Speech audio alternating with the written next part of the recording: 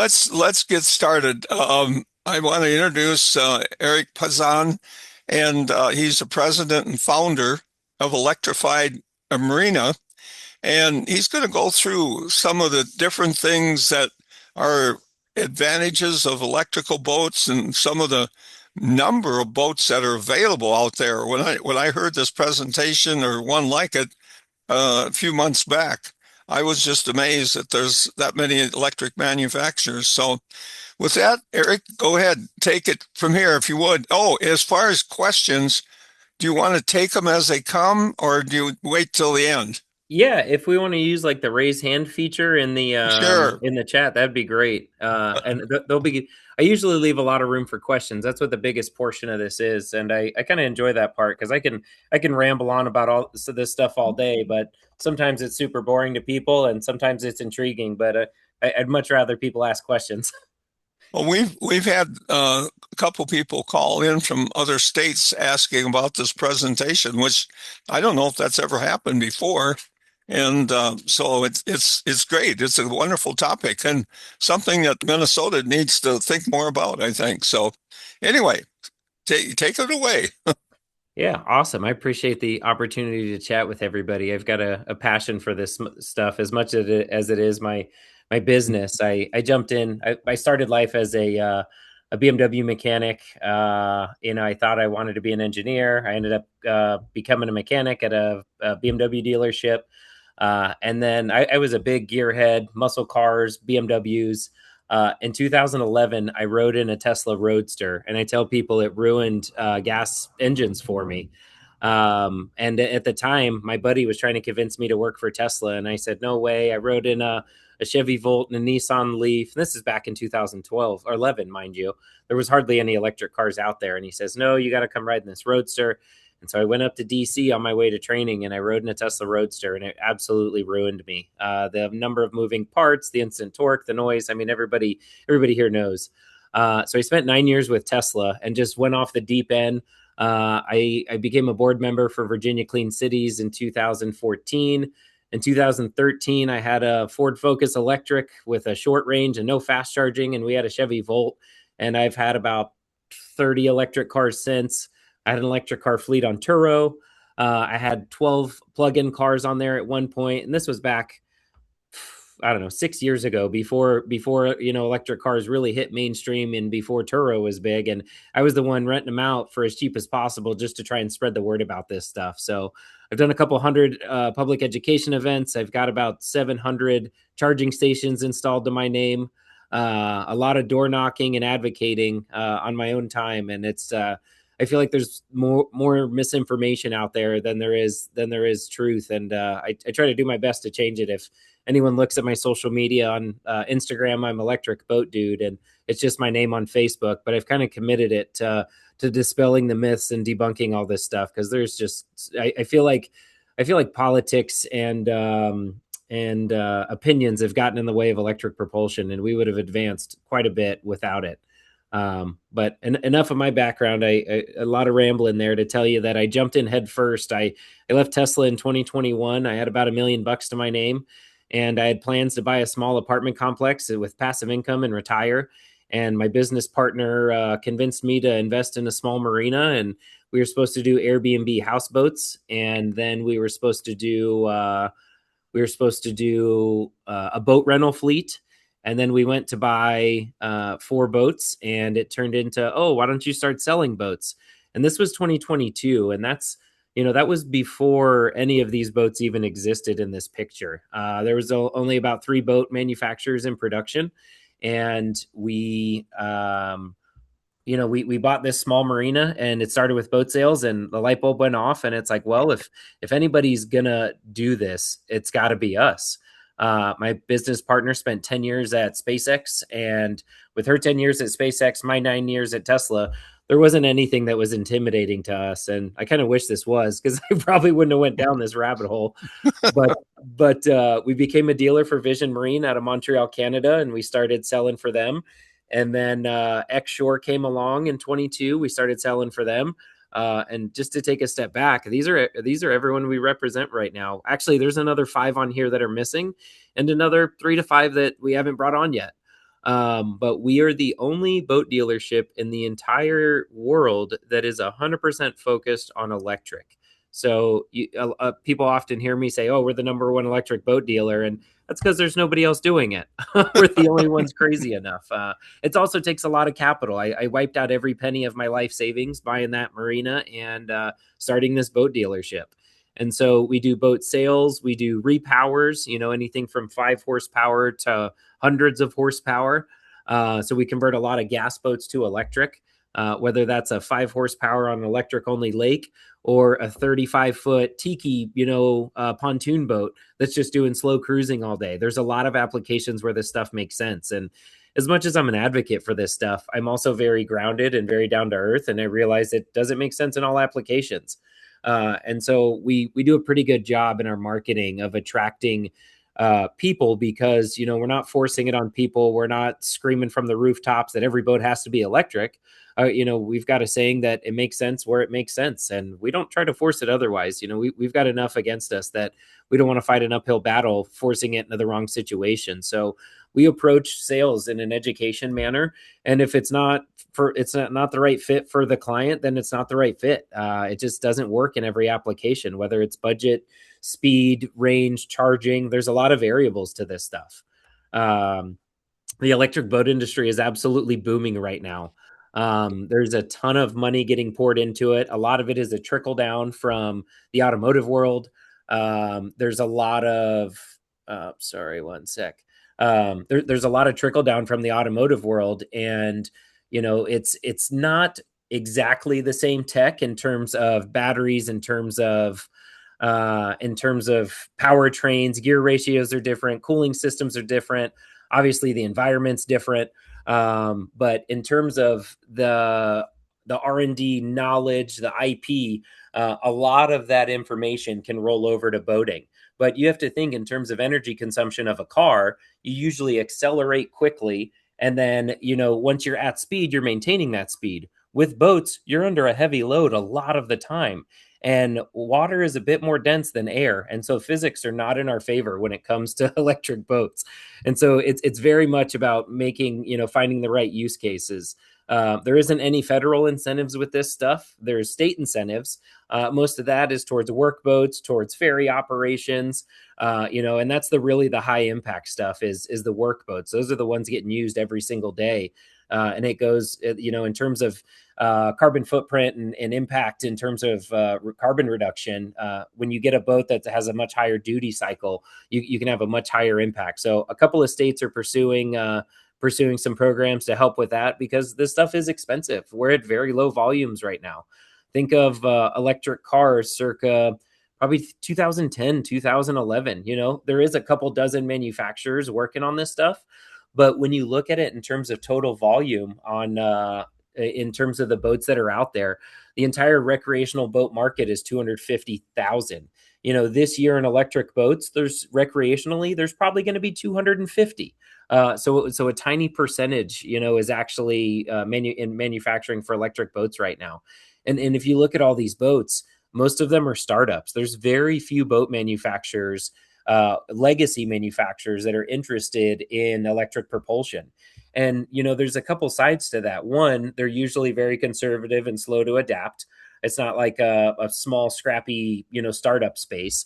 But in terms of dealerships, boat dealerships, car dealerships, they're two in the same, but they make a big portion of their revenue from repairs and maintenance. That's how they support their business. They make money off of that. Their margins are amazing.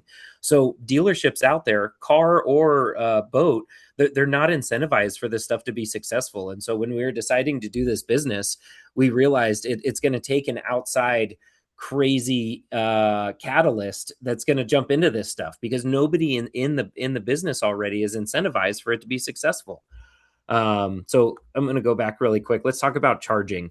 Everybody knows a regular 110 outlet, and that is ideal for cocktail cruisers and essentially anything with smaller batteries. To give you an idea, one of those cocktail cruisers we were looking at, 5 horsepower boat, this thing can charge it overnight, 8 to 10 hours. But that slow cocktail cruiser can also go all day long at those low speeds because it's not consuming a lot of energy. And when I say not a lot of energy, it's usually 1,000 to 2,000 watts to go 5 to 7 knots. And that's like harbor speeds, no wake speeds. There's so many, there's hundreds of thousands of boats out there that are either electric only lakes or that stay in the harbors. You know, you go to Newport Beach and there's probably tens of thousands of Duffies there that have never gone over 5 miles an hour. But that's how people use those boats. And it's hard for a lot of people to grasp that the diverse boating uses that are out there. And so the next step up from level one charging is level two charging. And this is what's most common. And, you know, in terms of charging infrastructure, when you're looking and you're comparing cars to boats, with cars, they don't have electricity lined up in every parking lot. But if you look at marinas, most coastal marinas or permanent marinas that don't have temporary docks, you see these pedestals everywhere. And they've either got 30 amp service, 50 amp service, or sometimes 100 amp service if they've got larger boats there. So I tell people that in terms of charging infrastructure, we are further ahead in boating than we are on land because we have slow level two charging at almost every marina. And the caveat to that is some of these pedestals, they share power together. So just like a campsite, 3 pedestals will be wired to a 50 amp circuit. So there is some upgrading that's going to need to be done, but it's not as much as, you know, trenching and running conduit through parking lots to get every slip or every parking spot with electricity. And so the average boat, the average, call it 20 to 30 foot boat that is a planing hull that can do 20 to 30 miles an hour, that thing's got 1,000 to 1,500 pounds of batteries in it. That stuff takes a while to charge if you're on a 30 amp circuit. On a 50 amp circuit, 8 to 12 hours is average. And 8 to 12 hours sounds like a big charging time or a long time, but when you're using a boat, it's not like a car. You know, when you get home at the end of the day on your boat, get home late at night, 8, 9 o'clock at night after sunset, you're not going out at 5 a.m. You know, if you're a hardcore fisherman, you're going offshore, maybe, but our boats aren't for them. This is for the average recreational boater or inshore fisherman. But either way, you know, you park the thing at 8 o'clock at night, it's ready to go at 8 a.m. And that's on a slower charger. We have faster chargers if you need it, but most people don't need to turn their boat around in 3 hours. And a rental application is obviously a little different. And that's where these fast chargers come in. Any boat on the water right now is using a SAE combo plug. Nobody's really converted over to NACS yet. And that fast charger for that combo plug is, you know, universal. You could plug a boat in on land into a car charger. But there's probably about a dozen of these in the United States, about 80 of them in the world. Europe's a little bit ahead of us, I tell people, because they've been pushing electric longer. They just kind of care about water quality. It's kind of a crazy idea. But in terms of in terms of charging, it's a lot easier to deal with on the water than it is on land. And the struggle, I say that, but the caveat to that is marina owners that are owned by private equity or old mom and pop, and a lot of them that don't believe in this stuff. This company, Aqua Superpower, if the location is ideal and prime for them, they will put in a fast charger and cover all the installation costs. I've been to a couple dozen marinas trying to convince them to take a free charging station, and they weren't interested because they didn't think electric boats were going to last. And the irony there is I did that with Tesla for 3 years, trying to give away level two chargers through their destination charging program. And I always loved it when they'd called me back years later and it's okay, you were right. You know, let's talk about chargers. But then it was too late. They weren't free anymore. But that's where we are with electric boating right now in terms of, you know, rewarding the early adopter marinas that are interested in this stuff. But in terms of the boats, you know, I mentioned they're a little expensive. So our least expensive boats, you know, the cocktail cruisers, they started around 25, 30,000 or so. You know, some of the pontoons are as cheap as 25,000 bucks. But the batteries and motors, you know, they've come down drastically in price. And in terms of this space, it's all 48-volt architecture. So it's a heck of a lot cheaper than, you know, 400-volt systems that are more proprietary. And that's what anything in the middle column has. So any boat that's getting up, you know, up on plane, 20, 30 miles an hour, those are going to range from $80,000, $90,000 up to 150, 200,000 or so. And most of these manufacturers are startup companies. You know, you see the Four Winds boat up there, but that's only because it's paired with that Vision Marine motor, and it's a 180 horsepower motor, but that's because Vision Marine is pursuing them. Over on the right hand side, we get to a lot of faster and more unique boats. That boat on the top up there, the Velar, it's actually a foil assist. And so that means it's got a metal fin that goes down underneath in between the tunes, and it will help lift up the boat just a little bit. It's not full foiling like it's flying out of the water. We're going to get to those in a sec. But it lifts it up just enough that it improves the efficiency about 30-40%. It's quite a bit. And the next one, that's a Milliken that's made in France. It's got like 7 kilowatts of solar on the thing. And everyone always talks about putting solar on boats, but when you've got a little, T-top canopy or the space of a bimini, you might get 400 to 800 watts out of the thing. But if you remember, I said these little slow cocktail cruisers, they're consuming 1,000 to 2,000 watts while they're moving. So you're always going to be working backwards in terms of energy consumption if the boat is moving at any significant speed. And that equation changes a little bit when it is a slower cruising boat that's an efficient hull with a ton of solar. And so this Milliken can cruise at about 6 to 7 miles an hour with only solar power, which is pretty dang cool. And both of these boats down here, this is a center console, dual outboards, does like 40 miles an hour. This Voltari is a 700 horsepower, 26-foot boat, and it is an absolute blast. It's like 700 horsepower, but it's also $500,000. They've sold a couple dozen of them, but we usually spend most of our time on the lower end of this, focusing on the high volume stuff. That's what moves the most. And the other side of this, where it's a lot easier to sell, is in terms of commercial boats, working vessels. That is where your ROI gets recognized so much faster. And when you're using a boat every single day, like, your fuel costs become significant, your maintenance and repairs become significant, and your downtime and your fixed cost are directly related to that powertrain. And so if a boat goes down, whether it's a charter boat, ferry boat, any kind of working vessel, if you've got a boat that's down unplanned, or even if it's scheduled, it's still costing you money. And so this is a space where we're pursuing a lot in terms of the workboat space. A lot of tour operators, think about how many slow cruising boats are out there where you're taking a leisurely cruise. Most of those are impacted with a gas engine running behind you, stinking the place up at a low speed. If you've got the slightest tailwind, people at the back of the boats are getting headaches. We've got that's the center boat that's covered in solar. We're trying to pitch that to our local botanical gardens, and they do a 3 mile an hour cruise all day, every day. And it is the perfect application for solar. And it's funny because they've got an intercom system, because they have to yell above the noise of the gas outboard that's there for the people in the back of the boat. And so it directly solves all of the pain points in relation to that. And we've converted a couple 35 foot pontoons and tritunes that were tour operators, and the ROI value, the quality of the experience changes drastically. And that's what's really hard to quantify when we're talking to some of these operators. But it's awareness and education are some of our biggest struggles in the industry.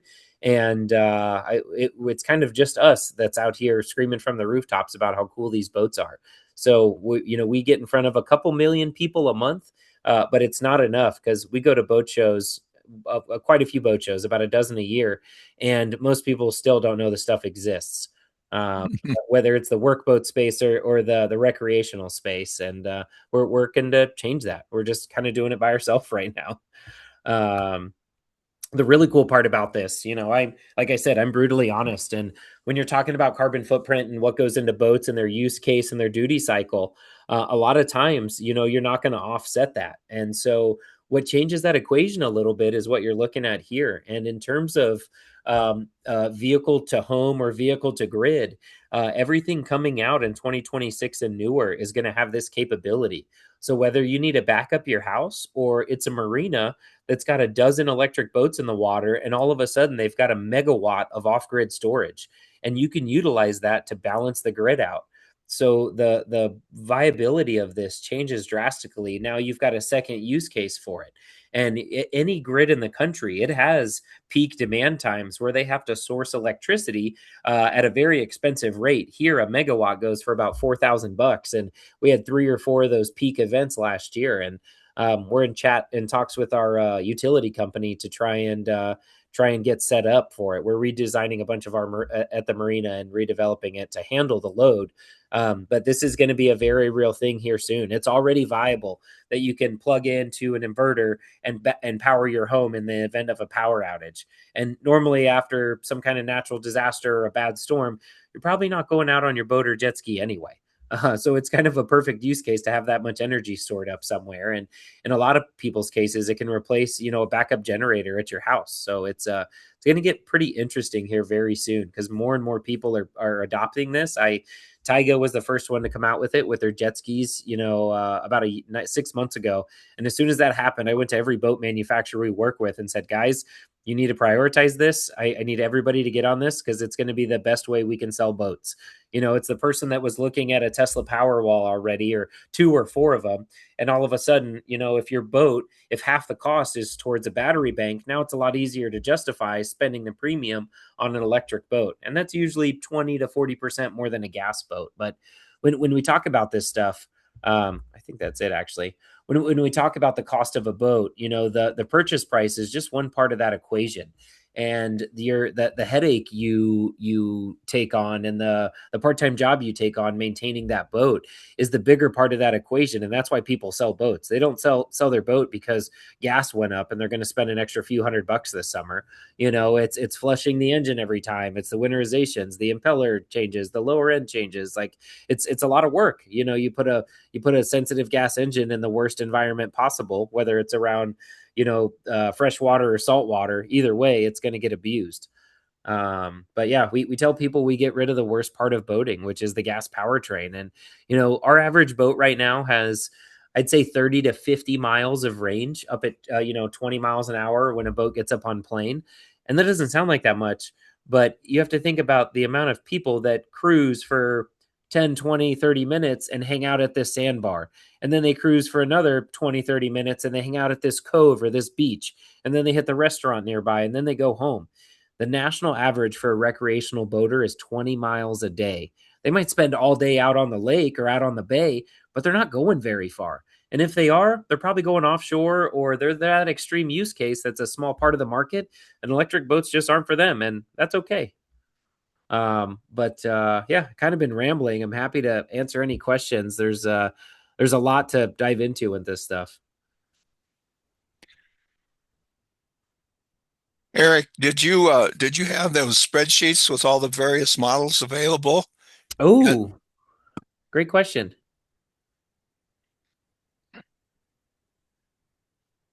I should have had that pulled up. I forgot about it. Yeah, that was pretty impressive. Yeah, it really shows how many boats are actually out there. Yeah. Let me share my screen again. If most of the companies are startup, I'm Chris Berta. Nice to meet you, Eric. I was just wondering if most of the companies are startups, how many of each boat do you think they have in stock? I mean, is that something you have to order way in advance? So that's part of the other struggle is boat availability. So the most any of these manufacturers have in stock is single digits. It's the opposite problem of the gas boat industry. They've got a plethora of inventory, piling up, and they're selling it for below invoice. And I cannot get boats fast enough right now. I've probably got 30 boats on the way to me here in the next month or two. I wish I would have got them sooner, but I struggle to get boats because one, people aren't building a lot of electric forward boats, and so what I do is I buy bare pontoons and put batteries and motors on them, either 5 horsepower, 70 horsepower, or 175 horsepower. But it was hard for me to find pontoon manufacturers willing to sell me bare pontoons with no powertrain because they make money off their engines.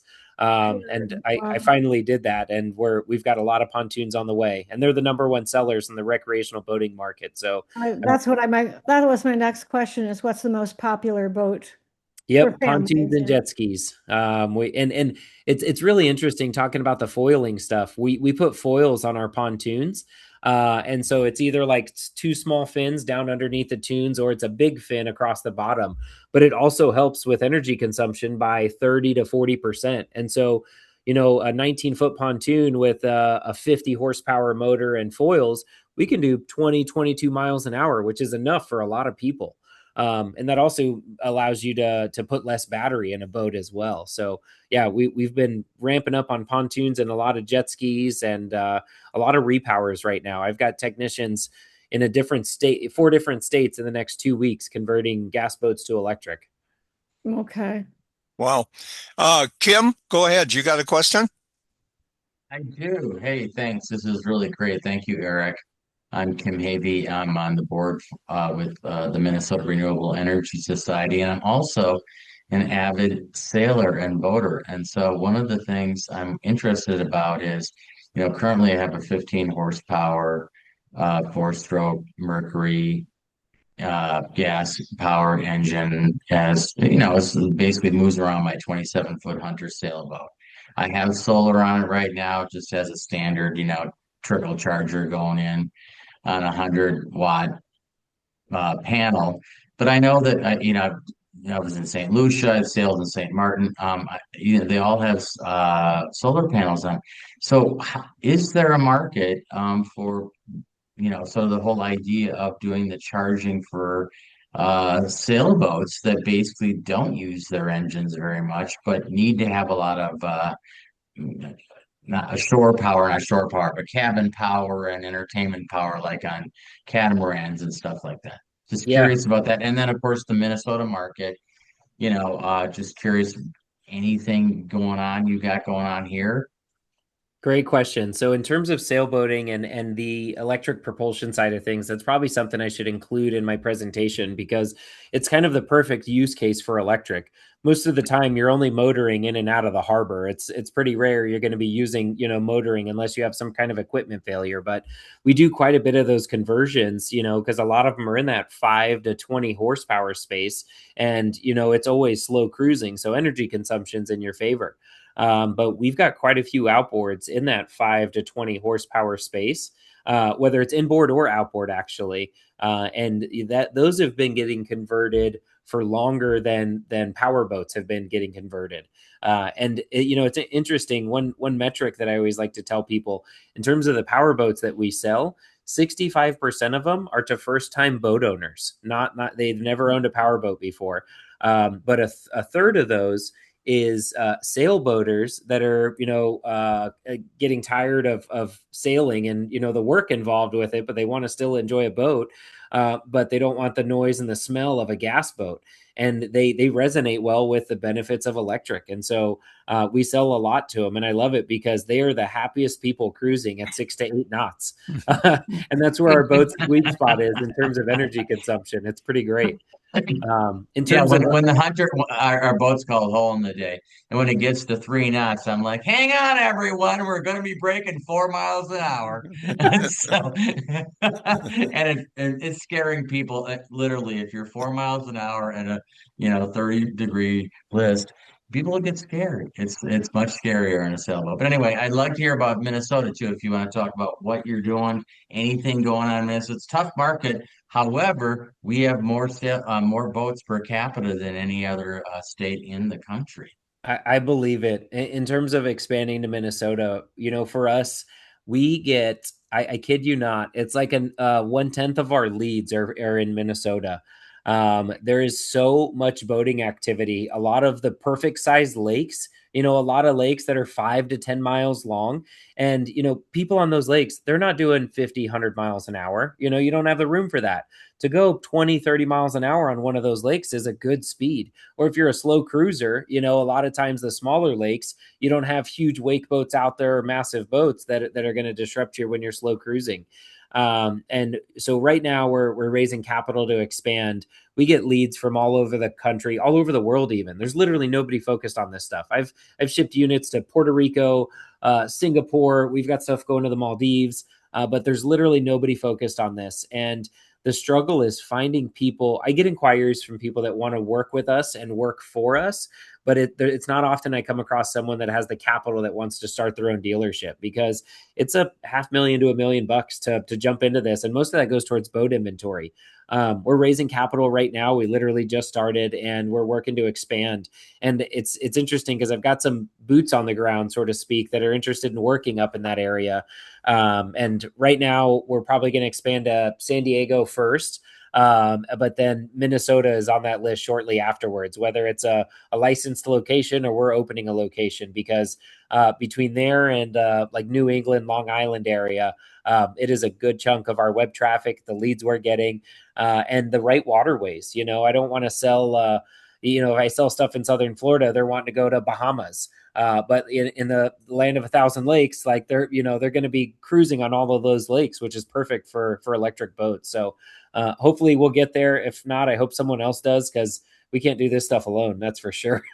Can you Yeah. can you piggyback Chris, And I on? just wanted Chris, to also just mention really Oh, quickly that you're absolutely right about the maintenance issue oh God, on right. boats here in Minnesota. And I grew up on Lake Michigan, and we had a power boat, 28-foot power boat on Lake Michigan in Sheboygan, Wisconsin.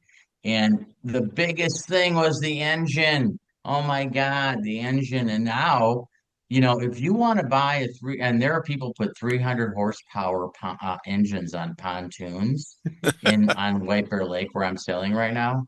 The engine I was told was $150,000 for the engine alone. Wow. So we need to move to more electric. People are going crazy with these big engines on pontoons. Thank you. Yeah, yeah. Hey, absolutely. Steve Coleman, good to see you, buddy. Yeah. Okay. I Got talked about your boat. a Uh, yeah. That wasn't intentional, but there's a little bit of solar boating going on. That's actually a construction site in Minnesota about 10 years ago. Um, as soon as I have that $1 million for capital, I'll talk to you about a franchise. I hope you find a way to get here in the Minnesota market. It certainly is one I would agree should grow. Um, in your presentation, it wasn't about the boat part that got my interest, and you mentioned vehicle to grid or that kind of interaction, and that's the edge of policy and regulatory work here in the U.S. It's happening in other nations like Australia. Um, but how specific can you share with what you've been doing, or what kind of activities are you expecting to happen in the next year? Yeah, so you nailed in terms of the policy and structure side of things. And I usually hate dealing with all of that because of the red tape. I dealt with a couple charging installations, larger, 100, 200 unit charging installations with some city entities. And the red tape is nightmarish, and something that should take a month or two takes years, and a lot of wasted energy.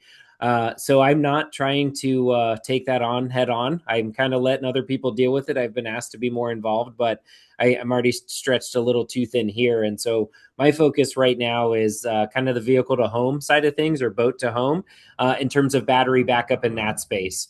If someone's got solar on their home, they can charge up their boat during the day, pull from it at night. If they're on a time of use plan, they can save a good amount of money that way. Or if power goes out, they can pull from it then after a storm.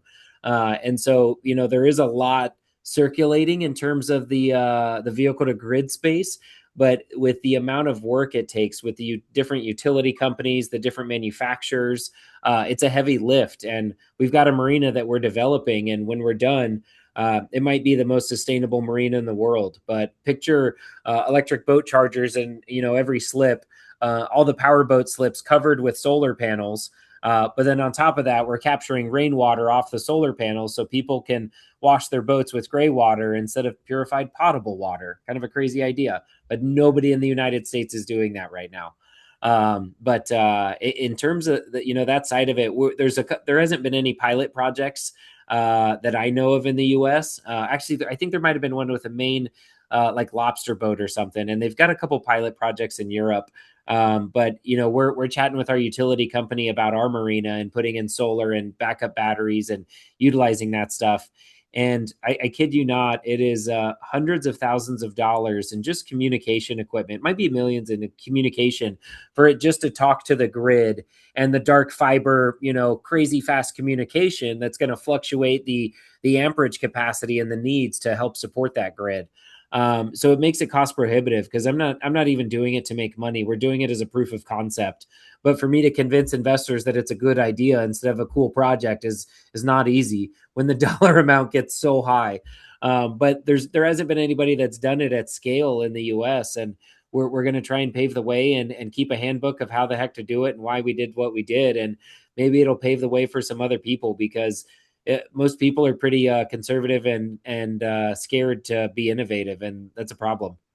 Yeah. Well, I wish you the best of luck in there. There are new standards from UL, specifically UL 3141, that is a power control system standard that they are taking standards from other places and consolidating it on there so that um, you can control your side of the meter and energy use in ways that prevent any exporting and prevent that importing and what looks like arbitrage to the utilities and probably where they're really trying to push back on you. So I'll track your website and see how you progress on that. Just getting rid of those um, internal combustion engines has got to be ecological improvement in the water of your marinas. Yeah. That's it. Thanks, Steve. Lauren, got a question? Hi. So I'm Lauren Lindelof. I'm on the MRS board, and I'm also on Wayzata, Minnesota's Energy and Environment Committee, and we've been trying to get level 2 boat chargers in Wayzata at our marina because we built brand new marinas for our residents and for people to come to our town. And there is a electric Duffy boat company on the other side of the lake, and they would love it if we had electric chargers for them. So I'm wondering if I'm trying to convince the city that this is something we should do. So my question is there some way that we could do this efficiently and not and cheaply?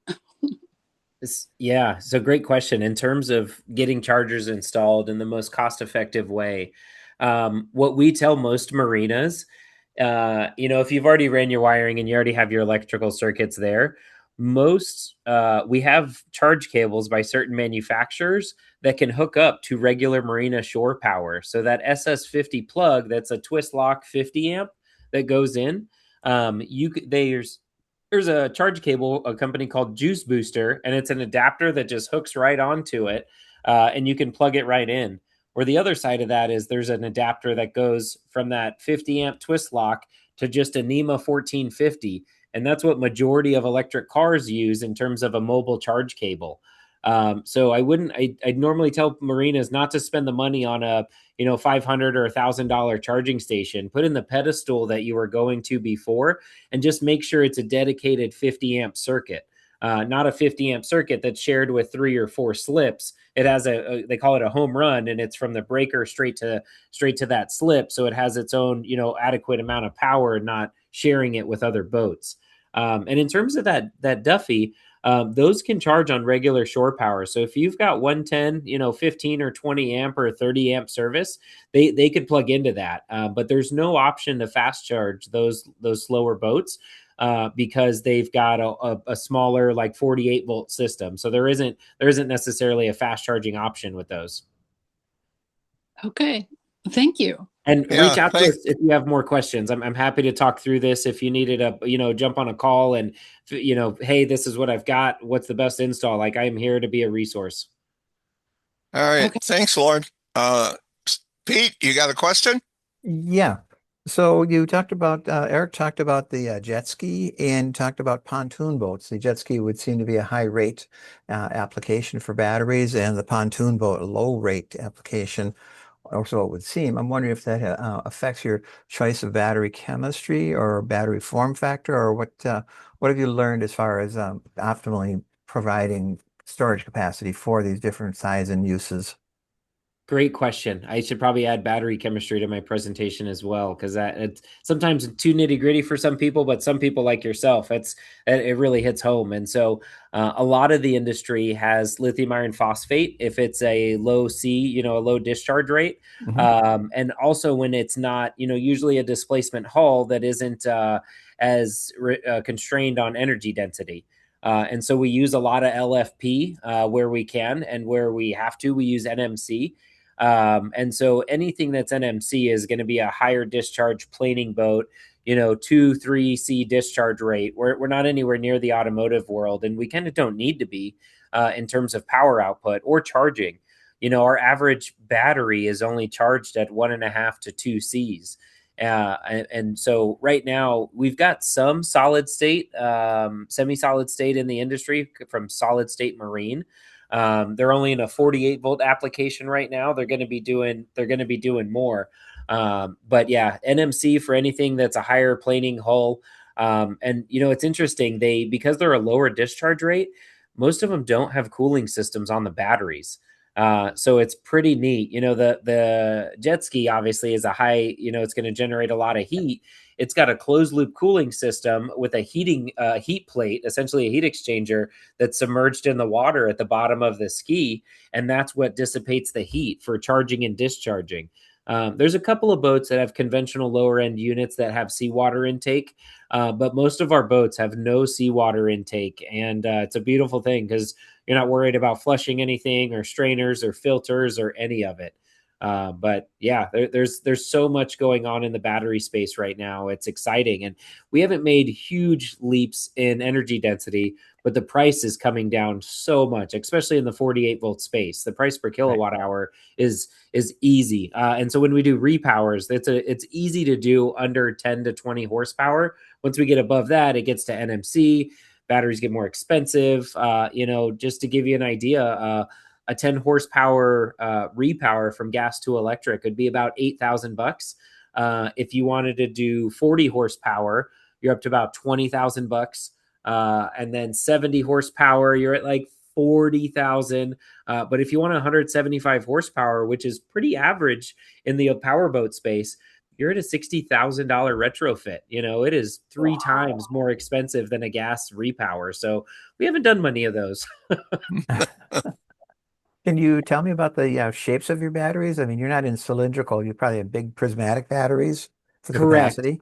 Yep. And anything in the 48 volt space is a 8D battery size, 48 volt, 100 amp for most of it. But in the higher voltage sides, most of it is prismatic, and everybody's batteries are proprietary right now. And that's part of the problem. Nobody is Yeah. making a huge volume of them. Industry standard, not industry standard, but the most common is a company called Chrysler. And just to give you an idea about the price of this battery, it is 63 kilowatt hours, and the retail price is $40,000. Just absurd. Oh. But there's nobody else that's DNV certified, Lloyd's of London certified for insurance purposes. And they went through and went through the headache of doing that. So anything going on a yacht or a big ship gets, I've got some boats that are $200,000 boats, and half of its batteries. It's pretty terrible. Wow. Okay. Yeah. Thanks. Thanks, Pete. Chris, do you have a question again? I was just wondering, kind of backtracking, if there's so many boat dealers, here in Minnesota. Couldn't you buddy up with one of them? Do you have to start your own? We could try, but most of it is convincing these people that it's viable. It's the same people that think electric cars are going away. I've literally I don't know. Back when I had more spare time, I would pull up to boat dealerships with a boat on a trailer and say, "Hey, come check this out," kind of thing, trying to get them to install charging stations. and I had a 0% take rate, and I visited probably 30 to 40 marinas. Oh, Yeah, they most of these people are just very stuck in their ways. They're not interested in new tech. They're not the early adopter type, you know. Marinas, RV parks, storage units, all of those are very people with very low risk appetite. And we could partner with somebody, and if somebody reached out, I would do it tomorrow. We've got licensing rights that we can essentially share in a playbook of how we run everything. And you know, when you have to think about it, when we started this business, we couldn't follow in anybody else's footsteps. It wasn't like I'm going to start an HVAC company, so I do this, or I'm going to be an electrician, so I'm going to do this. There's nobody in the world successfully selling electric boats at scale right now. So we learned a lot of what not to do. You know, we blew through a $500,000 in marketing events and cost. You know, we tried selling boats without giving people boat rides. Think of buying an electric car without experiencing it. It just doesn't happen. And so we've spent a lot of money learning what not to do, and we've got the best marketing and best social media in the world on this stuff. And so we've got an agreement in place that we've entertained with a couple of people, but most people they'd rather. I don't know. It's a big risk, and most people are risk averse. So I would open my arms to anybody interested in doing which this. who have you partnered with? Who are the people? What are examples of the people who have popped for what you're doing and said, "Come on board"? Nobody in terms of the dealership side of things. Nobody. Yeah, Okay. we've gotten some people that are like advocates or ambassadors for us, and you know we sell them a product at a massive discount, and they help us generate leads, and so it's a lower barrier to entry. And you know a lot of that is just EV advocates that just so happen to be boaters, or you know I've got a guy in Georgia that owns a solar company and hates his gas boat, and he's buying a boat from us, and he's going to advocate for us. But so we've got a couple people doing that. You know we've got some programs with some rental companies where they buy That's what I think would work. Rental companies where you get to try it out. so Yeah. the problem is the purchase price of the boats is so much higher for the rental company. Oh, And so a lot of times, you know, if I'm selling them $120,000 21-foot boat, they could probably buy two gas boats for that price. But if I pay them for lead generation and if it's a boat club and they add more members to their club, then it becomes a little bit more attractive. But it's not as easy converting those guys because they have a really good business model selling their boats off after 2-3 years, and the boat clubs get the boats for so cheap and they can sell them for almost what they paid. So when I try and sell them a boat twice as expensive, the numbers usually won't pencil out. But there's some people that can jump into the electric boat rental space and capitalize on that ecotourism that people do care about. It's a measurable yeah. number now. But you know that's more so common with the Duffys and the Vision Marine cocktail cruisers. You know the more affordable boats. But on the higher end power boats, the numbers just don't pencil out enough for most people. Eric, have you ever worked with any Native American tribes? You know, I mean, to me, they've got an interesting way of looking at things and trying to preserve the earth and everything. Have you ever touched base with any of them? So a lot of that is like the struggle with electric boats right now. The biggest struggle is awareness. Most people don't know this stuff exists. There's a lot in on Google that I can't even bid for because there's not enough people searching, you know, for some of these boats. And so we don't people they're not really coming to us. I've gotten put in touch with one or two of them, and it was you know use case and range issue. You know they needed a lot more range than what we had on some of our boats, or they needed a you know 20-25 passenger tour boat or ferry operation, and it would have cost a you know $500,000 for the boat. But we haven't pursued them yet, and a lot of it is just bandwidth. I don't have the extra manpower to chase that stuff down. I've got more leads coming in right now than what we have boats for. So right now it's a kind of a mad dash to source boats as fast as possible. Yeah, we've been developing some pretty good connections with some of the native tribes in Minnesota, and I just thought, you know, I will definitely be talking to some of them and see if there's any interest. And you know, some of them are tied to the casinos in Minnesota, and so they do have a little bit of money, to say the least. And you Yeah. know, and they're on lakes, and a few of them are on rivers, and so anyway, be kind of interesting. So, anyone else have any questions? Lewis, I always count on you to come up with a good question. Mr. Asher, are you there? Yeah, no, I'm here. Thank you very much for saying that. I wrote a little thing in the chat. I said it's great that boats are starting to use electricity. I had no idea this was happening, so I'm very impressed. And many thanks for your work on this, Eric. Uh, you know, um, I'm 76 years old. My generation has screwed this whole thing up as far as climate change. And something's got to be done. I'm doing my part of it. Actually, I tell people I'm only 56 because I don't count the first 20 years, but that's beside the point. On a serious level, we got real problems. We got major problems. And every night when I go on TV, I hear about another storm and tornadoes. Hail. So God bless you. I appreciate that people are taking creative, steps to do something about it. And as far as any questions, you've answered any question I could have possibly have had. So thank you very much. Awesome. Boy, I tell you, Eric, that's a blue ribbon for you right there. Yeah, it's really incredible just to listen to you. I can't wait to watch this over again, Eric. You really have taught everybody a lot. I'm glad. That's what we're here for. I tell everyone, even if you're not interested in a boat, help us find someone who is, because we got to get the word out about this stuff. Well, the other thing I just want to share with people, Kim, I'll jump on you in a minute, but is Eric told me a while back that his customers that he goes for is mostly people that don't have boats, that are interested in boats. And most people that are into gas boats, they're just hard to change their minds, where the new people are much more open to it. So I thought that was an interesting thought. So Yeah. anyway, Kim, go ahead.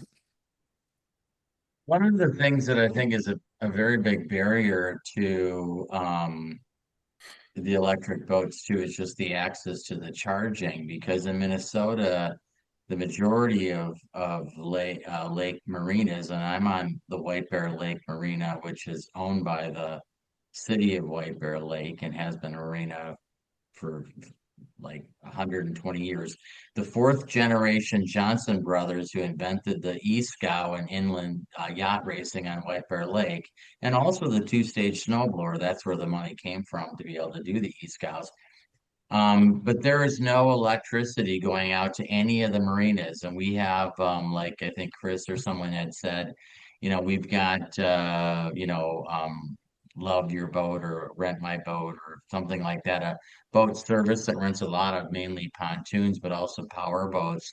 And then also two other private marinas along that southwest part of White Bear Lake, which is the second largest lake and about 4,000 square acres, second largest lake in the 7 county metro area, and it's at about 4,000 acres after Lake Minnetonka. None of that has any electric power, and they pull all of those docks out. They're all basically floating docks that are put in tied to big pylons they drove into the ground. That I would think is a pretty big obstacle to get people to be power boating, or even in my case, I would love it just to be able to charge up the power thing. I looked in when I got a new motor about 4 years ago, getting some smaller stuff imported from Florida, but it required too much, I'd have to run like a 400-foot electric cord from the mainland to charge it, or it would take 2 weeks with my trickle charger to do the, 15 horsepower engine. So that's something I'm wondering, is there any, thing looking at that so that, like in Minnesota, Michigan, Wisconsin, where the recreational lakes are pretty, 6 months at a time, rather than, if you're in the Caribbean, of course, you have the big chargers, the level 2 ones in there. Yeah, no, it's an interesting metric. And that's why I mentioned in terms of the charging infrastructure, anything that's a temporary dock that gets pulled in the winter, I haven't seen one with electrical on it yet. And, there's something to be said because there's like, it's a permitting problem too. And in terms of getting stuff installed to code, like a lot of cities and municipalities allow extension cords for temporary use. Well, if it's 6 months out of the year, that's not really temporary anymore. So I don't see any type of economics that makes sense for them to install power for 6 months. That's going to be a constraint for a while. And there isn't many solutions there. I've seen mooring balls that have solar on them. I've seen floating boat houses that have solars and solar panels and batteries built into them. But that stuff gets expensive. If someone has a mooring ball, are they going to spend $100,000 worth of solar batteries in a small boathouse to keep out there? So it's not an easy solve. And I don't, the batteries, when you've got even your average 21-foot boat, if you've got 1,000 pounds of batteries, you're not wheeling those out with you to charge them up. It's not like a 5 horsepower motor that's got a 20-pound battery that you can carry. So that's going to be a barrier, a blocker there, a non-starter in a lot of those waterways, unless you've got a private dock that you can run an extension cord to. And I've got some people that do it. They've got 100 feet worth of RV, 50 amp, massive 6-gauge cord that's running down to their dock. But otherwise, I don't have a solution there. And that's when we're in a discovery process with a new client, that is the first question is, hey, let's talk about charging. And they say, oh yeah, I can get it installed. And come to find out it's, Army Corps of Engineer land or owned by a utility company. And there's no chance in hell you're going to get anything in the next couple of years. So yeah, it is definitely a non-starter for electric boating in those waterways. Eric, I have a friend who was on our Metropolitan Council here in town, and he has a place up north. And he was involved in putting solar in at some of the projects around the Twin Cities. But anyway, he wanted to get an electric boat, and so he went to the company out in Seattle that was building them at one time. You probably know who I'm talking about, and Sure. he ended up buying a boat. I wasn't expecting him to get what he got, but he got an electric boat. But it's like a what do you call it? Like a inflation raft kind of thing with a good sized motor on it. And what he does, I think, is so interesting. He doesn't have much space at his lake to get it in. So he built a ramp system where he pulls the boat in, and then he uses the ramp and a crane or a winch to drag it up into the shed, and then charges it up there and then lets it down into the lake and goes out cruising, with it. And it's just, it's a lot of rigmarole, but, for him, he wanted to do it so bad with electrics, and now that company went out of business, right? Yeah, PureCraft did. They missed a funding round. They were doing a lot and kind of being a little aggressive with their spending, and they missed one funding round and had to shut down. And they had an awesome motor too. They were bulletproof, and there's still people that use them today. But yeah, they were the first big one that went under, and I lost money with them. And then Xshore after that went bankrupt. But almost every boat manufacturer in the electric boat space that goes under through some kind of bankruptcy or restructuring, they get bought almost instantly because of how big this market is getting. Taiga, the electric jet skis, 2 years ago, they went bankrupt, and they were bought right away because somebody saw where the industry was heading. So it's exciting. There's a lot of movement behind it. There's a lot of momentum. And I mean, this will be the biggest year yet for electric boats. And we're going to sell, 1%, 0.1%. It's not much. Yeah. Am I right? I heard that General Motors put money into the Seattle company. Is that right? Yeah. They invested in them, and they were going to partner with them for their battery technology that they had. And they invested they bought like a third of the company, I think is what it was. It was pretty significant. And it fell through. Is pretty sad. Yeah, I just never thought once they put their money in there that would ever happen. So, Right. Okay, any other questions before we let this guy go? I mean, really good information, Eric. Thank you so much. I'm sure you'll get some additional calls along the way here, and we'll keep working on trying to find you someplace to anchor in Minnesota. Okay. I'd love it. We get a lot of leads from Lake Minnetonka. There's a ton of traffic there, man. Well, that's why what Lauren was talking to you about, in Wayzata, they're all connected out there, and they have a really interesting group of folks that seem to be interested in EVs and in solar, and so the electric boat would just be a wonderful addition to what they're doing. So we'll try to help Lauren make that happen. I love Well, it. I love it. Thanks. thank you again. Anything else, anyone? If not, we'll call it for tonight, and we'll see you in a half an hour on the MRES board meeting. Thanks again, Eric. I'll talk to you later. Okay. Great chatting with you guys. Thanks so much for having me. Yeah. Bye. You bet. Thank you, Eric. All right. Bye.